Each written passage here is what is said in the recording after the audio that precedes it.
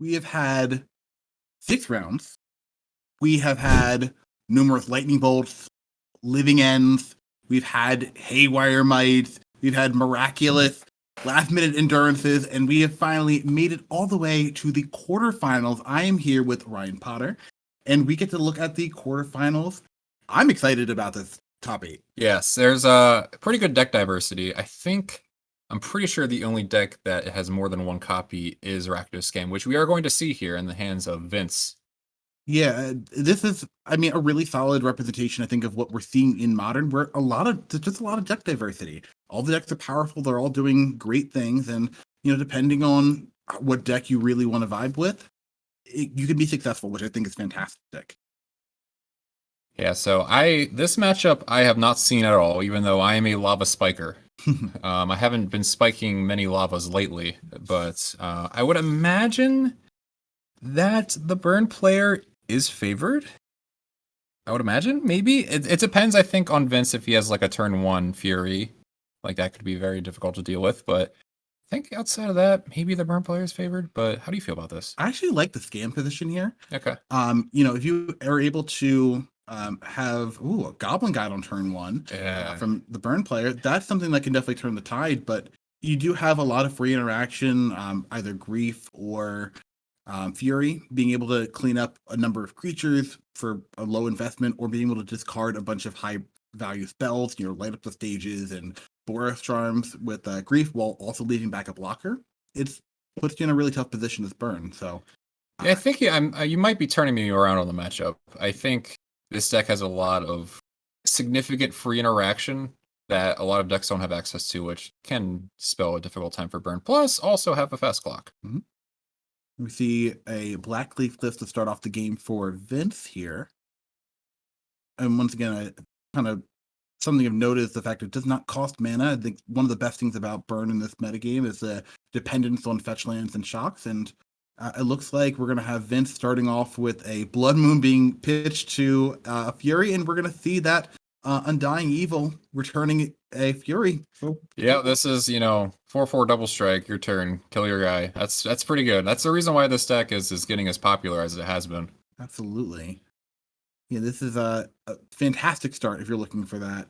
And one of the things that we're going to see, hopefully, in our games here, is that Fury ends up being really problematic. Maybe it's worth the burn spells you need to get it off the board, but it can close out a game very quickly, almost as quickly as a burn deck could.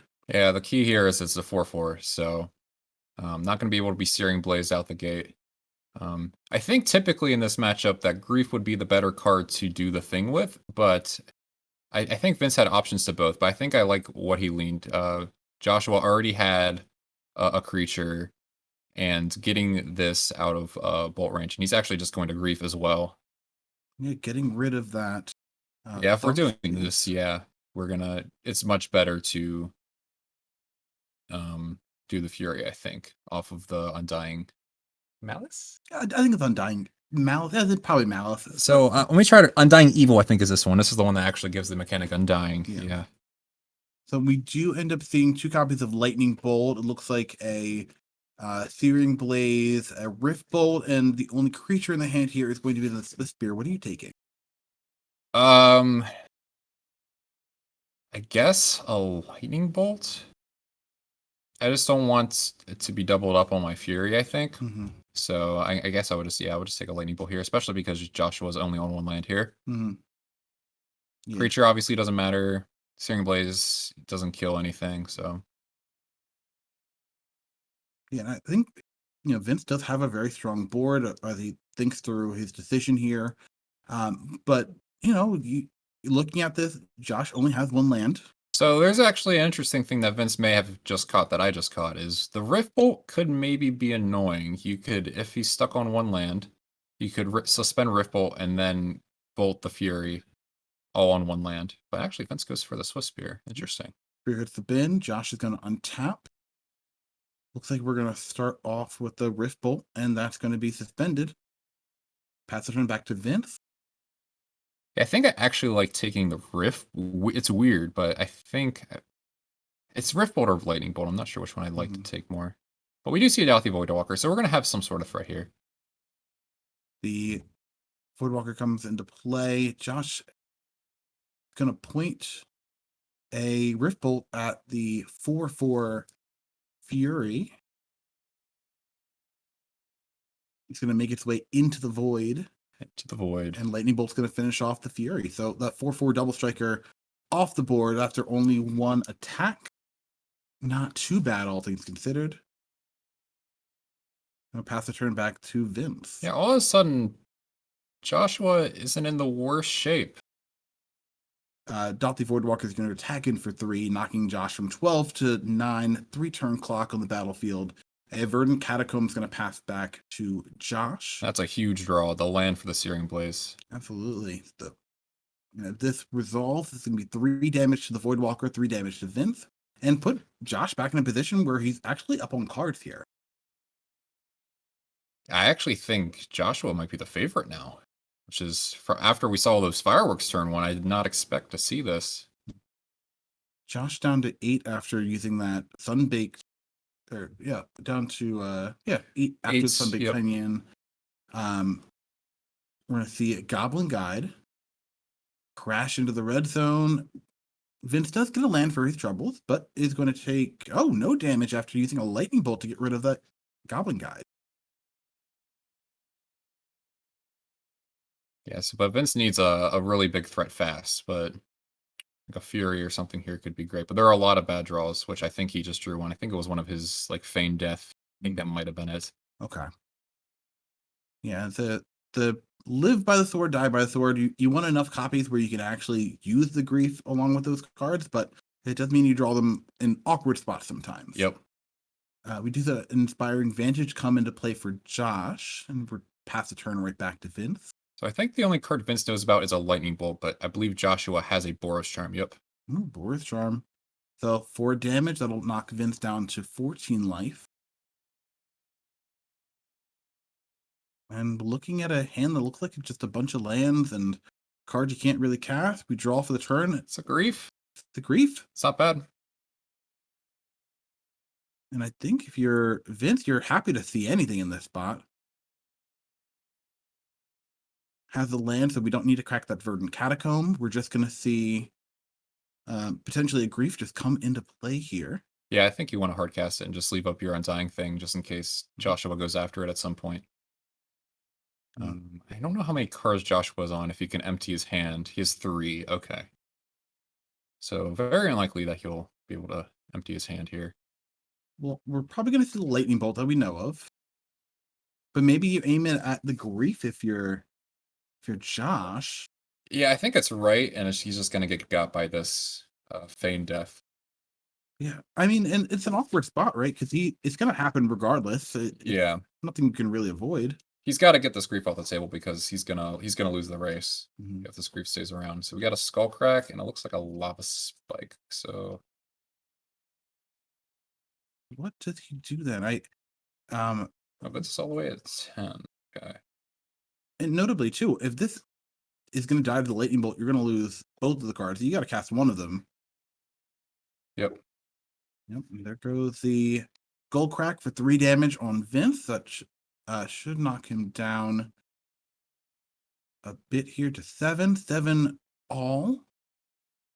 We see the grief come back. It's going to discard the last card. And now we're sitting in almost empty boards. I mean, Vince does have a land in hand. Josh is going to untap here. Yeah, this is... Okay, so we hit a land, which is not great, but if Joshua can kill this grief pretty fast, I think the ball's back in his court now. And if this is a Searing Blaze especially, or Searing Blaze or a Lightning Helix. Lightning Helix. Okay. And I like Joshua just doing it on the main phase. Don't want to run into another Undying Malice type card.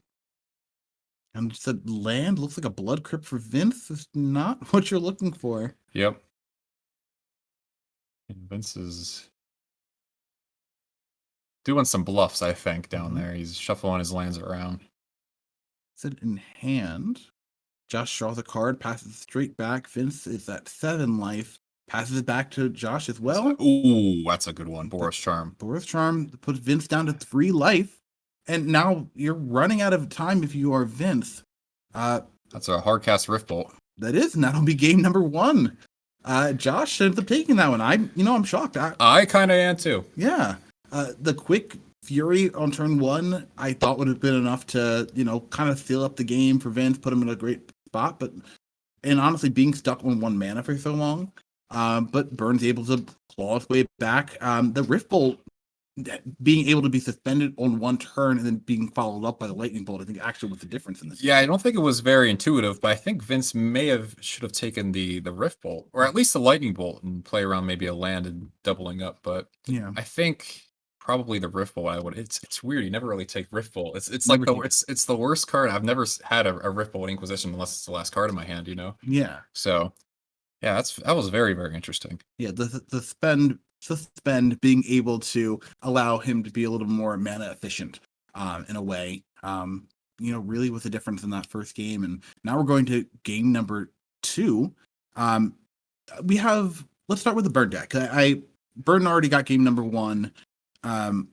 We've got a couple things going on here. A couple copies of Roiling Vortex, Sanctifier Invec, Path to Exile, Exquisite Firecraft, Deflecting Palm, Smash the Smithereens, and a Wear Tear.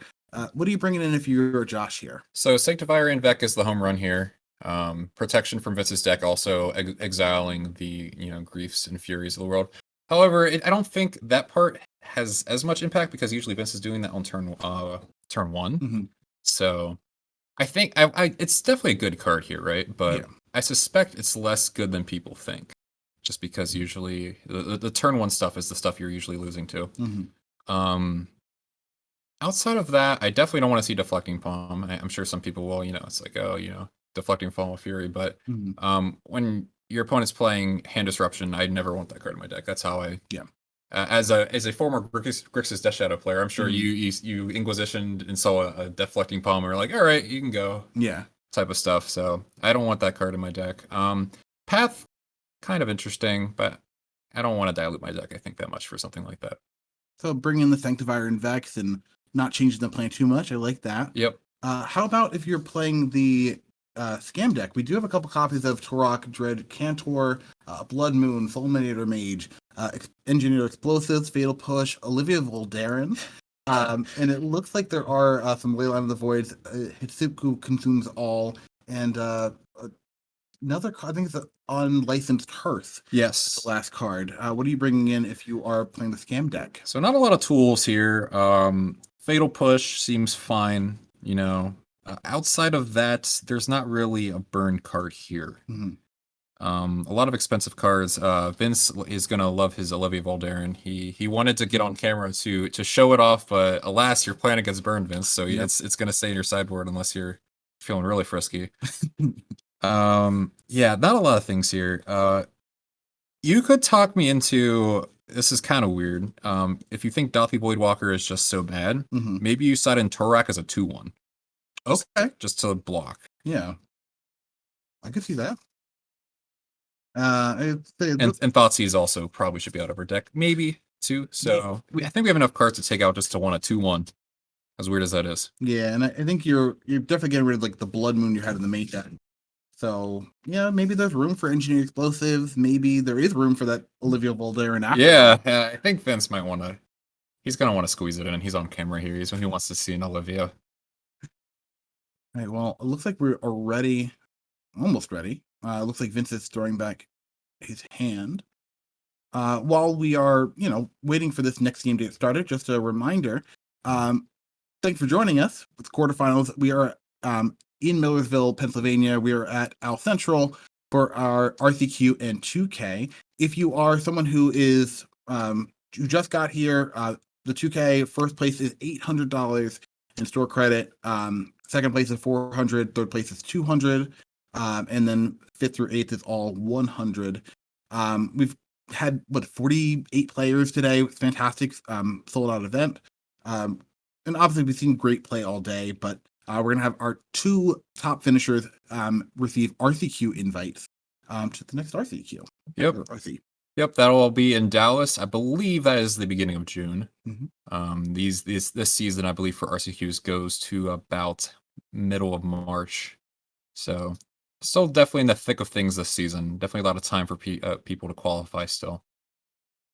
Vince is going to look at his second hand here and ship this one back as well. Yeah. Also, a couple things coming up, just as notes here. We do have a legacy event coming up in 2 weeks on February 11th. It is a 5K. If you're interested in playing for Oh, okay. Sorry. If you're interested in that, it's $100 if you register before the Wednesday before, which is February 8th. And once again, it's a 5K. The last one we had here actually sold out, so I'm expecting that same thing to happen again. Is also another RCQ, another 2-slotter on March 11th, so a couple months away. So it gives you some time to plan and make your way up here. It's also a modern event. If you're interested in playing more modern and trying to be on camera yourself. We also, as always, want to make sure that you know about the owlcentralgames.com discount. If you are in the chat, if you are interested in buying singles, you can get 10% off by putting OWL RCQ 0128. That will get you 10% off if you're interested in picking up anything, maybe from your favorite red-black scam deck, maybe Boros Burn, or maybe you saw something in the upcoming Phyrexia All Will Be One. You can definitely get 10% off on that, sealed product or singles from the Phyrexia set. Yeah. I'm surprised you remembered that code. So my mind was blown. I was like, "There's a sheet over here," and I'm like, "Oh no, Billy doesn't have the code." And he's like, "No, he just sounded off that 10% code." So you know what? You do the podcast long enough, and yeah, everything you're a professional out here. Yeah, thank you. Looks like Vince is interested in this 5-card hand, putting 2 back onto the bottom of the deck, and ready for action. And I definitely don't think a bunch of mulligans is kind of a death sentence for Vince here. He's looking for a very specific hand, especially against Burn. Yeah, he just wants to get a Fury or something like that into play. I think he had a turn 1 Ragavan, so there's a lot of just mediocre cards. You can't just keep a hand with a bunch of Fables and maybe like a Fury, but you can't get it back. Like those hands don't work in this matchup. Not at all. Ragavan does come down on turn 1 off of a Blood Crypt, so 17 life for Vince. A 2/1 Monkey Pirate, and passing turn back to Josh. An Inspiring Vantage comes into play, and we see a Goblin Guide actually entering the red zone, getting a Blood Crypt off the top. Yep. It's going to help Vince with his mulligan a little bit. I see a backup monkey there for Vince. And it looks like there's a Fury there as well. Yep. Can't quite tell what the last card is. It might be a Swamp. Looks like it could be. We're going to pass the turn back to Vince, who's at 15 life versus a burn deck, not where you want to be. But Ragavan is going to be able to enter the red zone. Ooh. Is that Skewer the Critics? That is a Skewer the Critics. Oh, that's a really good hit for that Ragavan. Here's the thing with Ragavan is it's very good against burn, I would know. There's a lot of good hits. Usually a lightning bolt somewhere is going to do something. Yeah, the number of Ragavans that have had hit like Lightning Helix versus Burn, way too high. Oh my god. So Skewer the Critics is going to hit the Goblin Guide, send that both to the graveyard. Looks like Blood Crypt's going to come into play tapped, and we'll have a treasure and turn back to Josh. Sitting at 18 life, 1 untapped land. Second land is Arid Mesa. I'm interested to see if Joshua kept Eidolon, and I don't have a ton of experience in this matchup because I haven't played it very much, but I think it's bad. It's very awkward. Considering Grief and Fury, which I think is the best cards in the deck, aren't affected by it. Yep. So I would not expect to see it here, but I mean, depending on how the sideboard looks, maybe it has to stay in, and we see Josh just pass the turn back after playing the Arid Mesa. Yeah, I think a lot of it too is, okay, the path to come in out of the sideboard. On the Eidolon front is a lot of the fireworks happen before Eidolon is in play, and you're already behind by the time you cast it. So a 4th land for Vince coming in here as the pirate sets sail.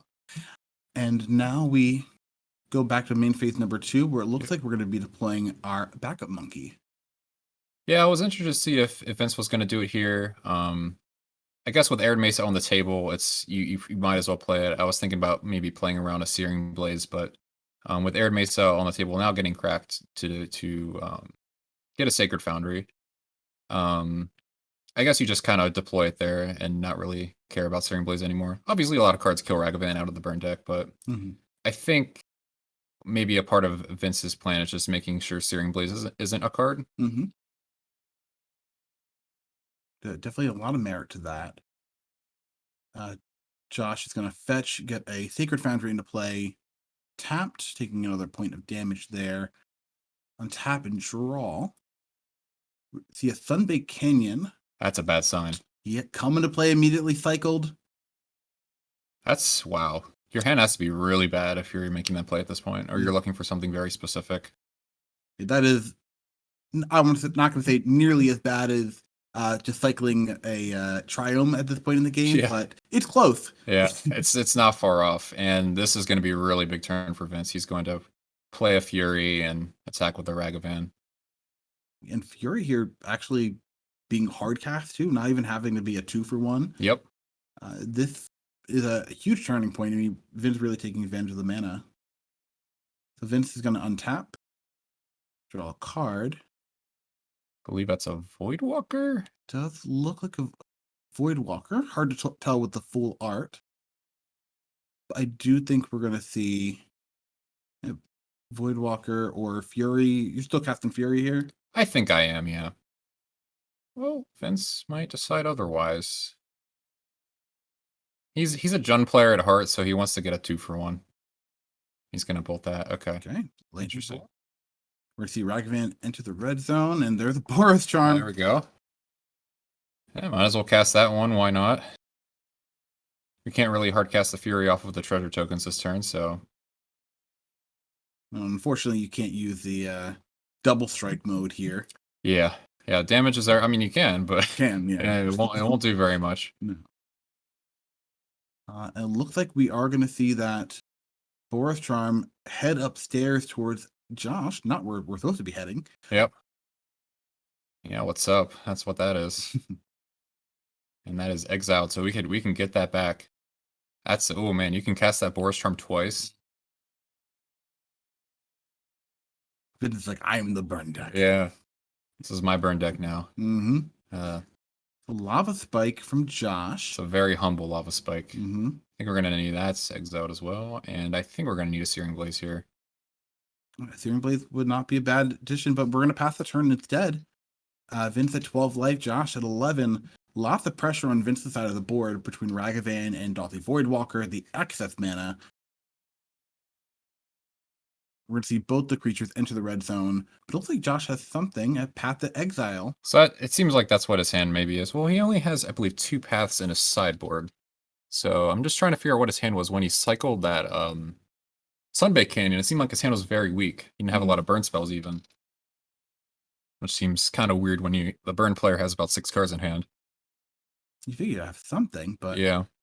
We end up seeing the Ragavan also setting sail to be paired with a twin. And now we've got Dauthi Voidwalker coming in just for 3 points by itself. And maybe I undervalued... Okay, never mind.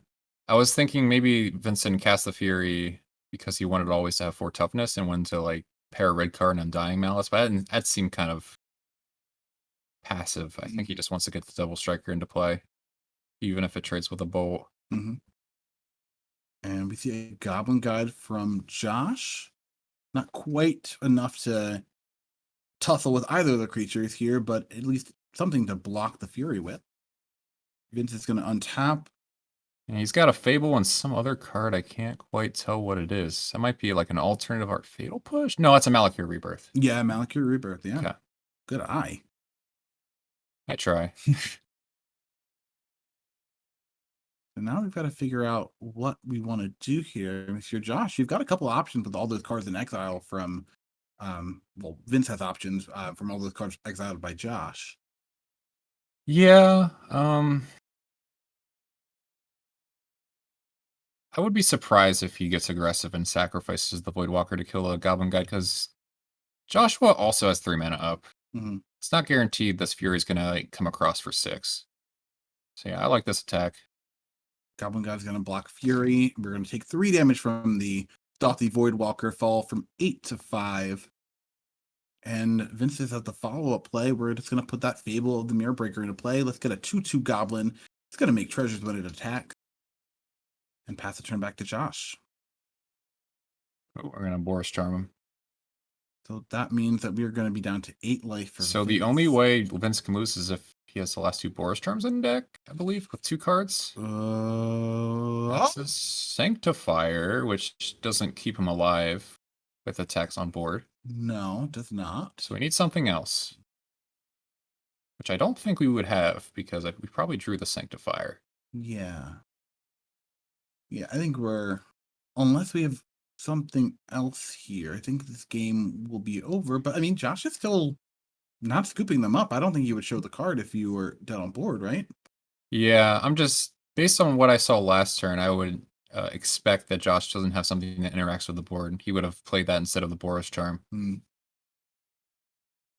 mean, hopefully if you're Josh, you'd have something to get out of this turn unscathed. Give yourself a chance to get one more turn here. It looks like Josh may have tapped his mana incorrectly for this double white spell. Yep, shouldn't matter too much here, but... Tap. Draw a card. Let's put our Saga up one more, and we can loot if we'd like to. I'm not sure if you're interested in either of these cards in hand. Yeah, they're pretty stinky, but I would keep at least one. You know, maybe something weird happen. I think Vince is thinking probably the same thing I do, is that Joshua probably doesn't have a lot, but might as well keep one in hand just in case like a Lightning Helix comes at the Fury. Keep it around. So Malakir Rebirth is the discard. We end up finding a Verdant Catacomb. Maybe not what you're looking for, but I mean, better than a card you don't want to cast. I guess never mind that. I would have gotten rid of both because of the Sanctifier. Oh, yeah. Good point. Yeah, that card should be in exile. I'm not sure if it'll matter here unless Josh does have some interaction. The Dalthy Voidwalker is going to stay back on defense. Well, not defense, but I guess in terms of activation, the Boros Charm being in exile. Yeah, no, I like that from Vince here. I think, yeah, I do. We're going to pay... Because I think what Vince had represented here is he somehow had Deflecting Paw maybe covered. Maybe he could, like, Dalthy Voidwalker his own, like a Lightning Bolt kill his Fury or something like that. Some crazy arrangement. It looks like Vince is casting Undying Evil on Dalthy Voidwalker. It's not going to work the way he thinks it does, but I think it's going to be good enough. Ooh, unless we have Skull Crack. Does that do anything? That is not. It's not going to matter because obviously we're not going to get the Voidwalker back, but the last points of damage will be dealt just by casting that first Boros Charm. Oh, correction. Josh Skull Cracked himself. So if he's going to lose this game, he's going to do it on his own terms. I respect that. Yeah, I've played against Joshua a few times, and he's very much, you know, I'll lava spike myself. You don't get the last lick at me, you know. Yeah, go out on your own terms. You know, make your own destiny if you want. Yeah. And good for him. You know. Yeah, I mean that was a pretty interesting game, and we saw a bit of what this game deck can do. Obviously, it has those fast starts, but it also can slow down. Cast Fury instead of trying to, cast it for the alt cost. And obviously be able to get the game there. It's huge. Yes.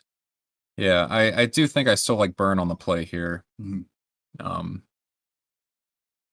It's very interesting. I want to know how many times that game one plays out the way it typically does. I think it's relatively similar to that. I do think you end up in spots where the grief, like I think it might have gone for the grief there, but maybe not. Maybe that's incorrect. But I think being able to use 2 cards and create a blocker that they have to get through with the Goblin Guide there would have been much more impactful. But it's hard to tell, obviously, without the game going the ways. Yeah, it's kind of the scam deck usually goes in on one threat, and if you can remove that threat and back it up with I'm going to kill you on turn 5 because I'm a little bit delayed because I had to interact with you, I think that's a good recipe versus scam, which I think is what Burn presents. Yeah, absolutely. This deck is, once again, I think both these decks, if you're interested in doing something that's red and aggressive, they're both really good places for you to jump into the format. Red Black Scam is a deck that I've been recommending to people a decent amount, just because I think it has a lot of interaction. points of interaction either early or late. But Boros Burn, once again, the format is just so ripe to be dealt damage in increments of 3 and 4. It's just really good place to be. Yeah, I definitely agree. Okay, so it looks like both players are changing some things up play draw-wise. I think on Vince's side, maybe he's thinking about the Torok thing, but let's see if we can see anything that he...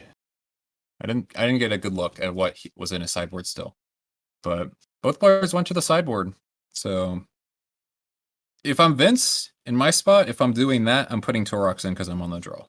I think that's what I'm doing. Maybe he... another thing is Engineer Explosives is too slow on the draw, so maybe he took them out. That could be something else that he also did.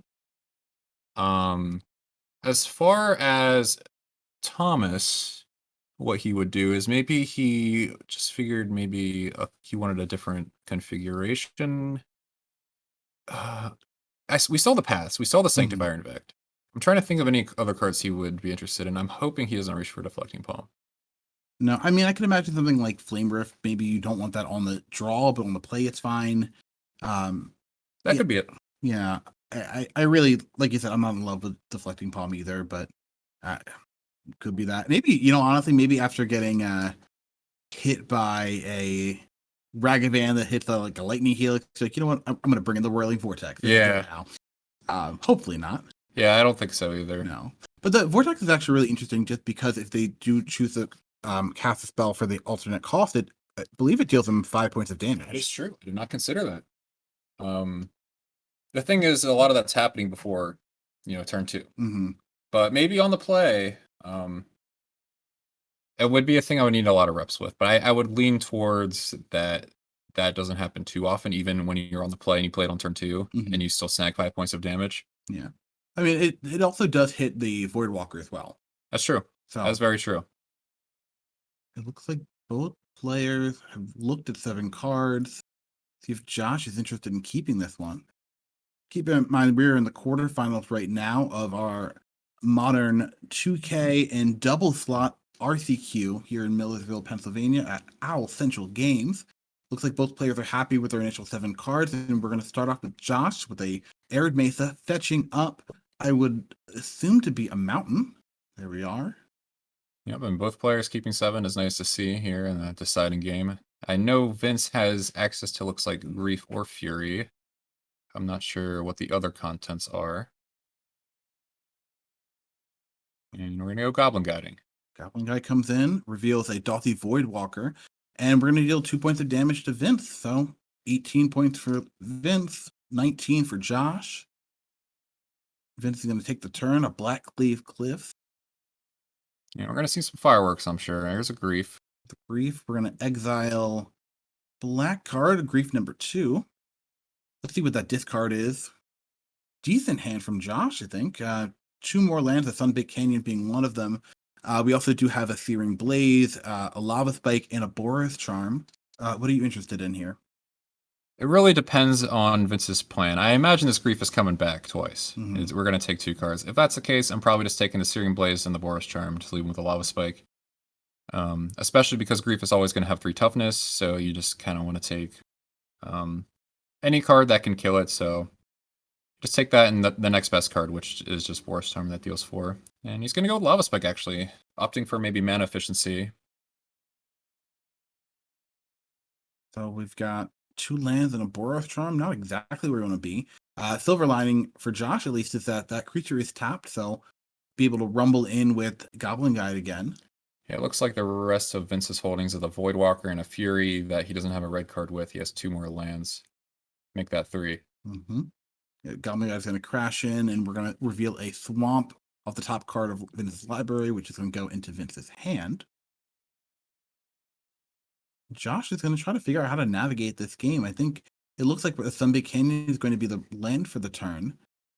We're going to pay 2 mana, and it looks like a Lightning Helix is going to come in to target the Grief here. That's a big draw. I think that type of draw is what makes Josh maybe the favorite here. Just being able to get that of a creature off the board right away, and just Voidwalker being the only threat left, and really the only card Vince has left. because Vince is holding just lands and a Fury here. Yeah, drew a land for the turn. The Fury is uncastable. I mean, eventually you'll be able to put the 3 lands into play and cast it, but that seems like a far time at this point. Yep. And awkwardly, you can't block with the Dauthi Voidwalker. You see Goblin Guide coming in again, revealing the top card, which is a Engineered Explosives here. Yeah, I thought maybe that's what Vince was reaching for to take out on the draw, but there's a lot of different things he can do draw play wise, but that Explosives is probably going to be put on 1. There's a 3rd land, an Arid Mesa. Update from the field. We do see Howie, who we had on camera a couple rounds ago, beating Tanner. We also have Mark beating Ethan Wallace, who we had on camera a little bit ago. We actually had, I believe we had Mark on camera as well, playing that mono red artifact aggro deck. That is actually not true. Mark is red-black. Red-black scam as well. Okay. Yeah, unfortunately that was Crowdle. Crowdle did not make top 8. Yeah, so yep. So on scam and... Howie's actually on my living on 75. So your list. That's right. Yeah. All right. So I got some credibility, I guess. There we go. We've got 2 people already punched their ticket to the semifinal. Congratulations to Mark and Howie. And we'll see if we can find the 3rd person to make it into our quarterfinals. Looks like the Boros Charm and the Arid Mesa making their way into the void from our Dauthi Voidwalker, who crashed into 3, knocking Josh down a couple life points. Yeah, I think Vince is around 12. Yeah, around, I think that's where his life total is. He hasn't taken any damage from his lands, 2 Goblin Guide attacks, and a Boros Charm. And not good, Josh. You're staring at that Engineered Explosive. It's something you got to keep an eye on if you want to devote more cards to the battlefield. Yeah, I'm not entirely sure what Josh's life total is between the tapping of Sunbaked Canyon and whatnot. We're seeing this right now as 16 to 10 in Josh's favor. Top card revealed as Goblin God attacks is a Fatal Push. Probably not what you want to see if you are trying to attack with a 1 toughness creature or 2 toughness creature. And I like the attack for the only reason that Bloodsteinmire is there. I think if I am Joshua, I just hold back, actually. And if there's 2 not painless lands there, but it's going to make Vince crack the Bloodsteinmire for a 1 point that he might not do down the road, so might as well make him do it. Might make his mana a tiny bit worse, too, because he has to get a basic. Josh looks like he has a follow-up post-combat. Taps 1 land, and we're going to suspend a Lightning Rift, as well as play a Sunbaked Canyon. We're empty-handed for Josh, but we do have 3 points on top of our library. We have a couple activations of Sunbaked Canyon, potentially. So let's see if Vince can try to get this game over with. Dauthi Voidwalker attacks in for 3. We play a Blood Crypt tap, pass the turn back to Josh, who's going to crack a Sunbaked Canyon at the end of the turn. And untap, upkeep. Bolcha, you're at 6. Yeah, Joshua is very favored from this spot. Unfortunately, Dauthi Voidwalker came in a tiny bit too late to snag that Helix. That's something that Vince would really like have it to access to here. What are we doing for Josh? 6 life. I'm going to draw a card. 2 cards. Searing Blaze among the findings. 6 Blaze is not a bad one. Not sure what the other card is, though. It's probably a spell. And it looks like a spell. It's obviously something you're probably not upset to have, but making that Searing Blaze as potent as possible would probably be preferred, I think, right now. But yeah, I definitely agree. And Colgan's Command, actually a decent pickup for Vince, because I think it's going to snag the Searing Blaze out of the hand, I would assume, because the other card's probably some instant speed burn spell for Josh. See Voidwalker crash in again. 3 points, knocking Josh down to 10. We play a Swamp, and we have access to Fury. We have access to Colgan's Command and Fatal Push. So actually, if Joshua bricks next turn, Vince, I think, has lethal. He has a double Striking Fury that he's probably going to cast right now. Okay, never mind. And Lightning Bolt is the best possible here for Joshua because he gets to crack the Sunbaked Canyon as well. So Vince is going to go down to 3 life, and I think most of the draws for Josh are just live here. Oh, yes, very much so. I'm expecting a Kolaghan's Commander response here. I think Vince might have played this tiny bit too passively, but I think the only card Vince could beat in the spot is exactly Searing Blaze, maybe in hand, and maybe him drawing another Searing Blaze. And I think the only winning line is casting a Fury and then using getting 9 points on board and then dealing the last 2 points with the Kolaghan's Command. That might have been his only out. It's very hard to see, but when you're in Vince's spot, you're looking at, okay, he didn't play a land. He probably has 2 burn spells. I have to Kolaghan's Command. That's definitely what Vince is thinking about. Vince taps 3 mana here. You see Kolaghan's Command coming into play, returning back Grief and making the Josh discard that Searing Blaze, draw a random card off of the Sunbaked Canyon, 2 lands, land, and a skewer the critics. Yep, that'll do her. Yeah, that'll be game number 3. Josh Thomas is going to advance in the past the quarterfinals to the semifinals. Our third person locked up for our top 4 players, playing for an RCQ invite, 1 win away potentially from being able to go to the RC.